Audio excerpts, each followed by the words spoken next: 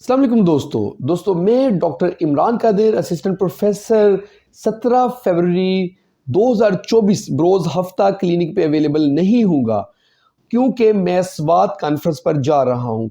जो दोस्त मुझे चेक करवाना चाहते हैं इस दिन पे, अगर कोई इमरजेंसी डिस्कस करना है तो आप ऑनलाइन www.drimrankadir.com इसके ऊपर कंसल्टेशन बुक करके ऑनलाइन मेरे साथ कंसल्ट कर सकते हैं।